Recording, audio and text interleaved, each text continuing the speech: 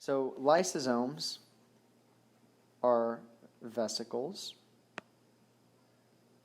We already said a vesicle is a ball of phospholipids. This is my nucleus, this is my nucleolus. So now I'm going to show a vesicle, which is also a ball of contains phospholipids. And within that, we have these things called lytic enzymes. Again, if you've been staying up with these videos, we talked about hydrolysis. So hydrolysis is the breaking up of something using water. So lytic means break up. So lytic enzymes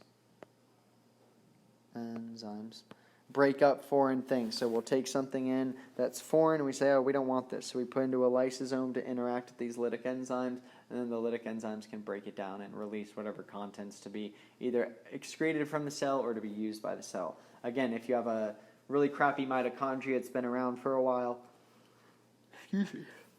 it's on the end of its life cycle, you can use lytic enzymes to break those things down as well and repurpose those materials to maybe make a new mitochondria. All right, that's about it. Lytic enzyme. So you see the word lytic enzyme, think lysosome, and remember it's a vesicle. Peroxisome is a special type of lysosome. So they deal with things called free radicals.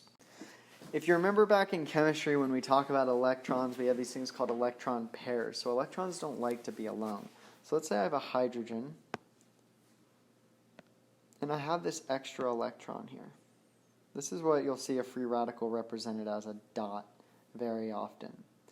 So this extra electron wants to be bound to another electron. So this hydrogen with this extra electron, this is called a free radical. You can also have oxygen free radicals. So it can be an oxygen with an extra electron. The whole point, extra electron. So these things will damage DNA, they'll damage plasma membranes, they'll damage the nuclear envelope, okay, the nucleus, whatever. The whole point is they're looking for an electron to get bound to. So it can go and it can take an electron from a DNA. But when you take that away from the DNA, then that compromises the structure of the DNA, so you can't transcribe and translate these genes to get these functional proteins. You can have all sorts of problems. So peroxisomes are similar to lysosomes, but their enzymes deal specifically with free radicals. And we're going to convert these hydrogen free radicals.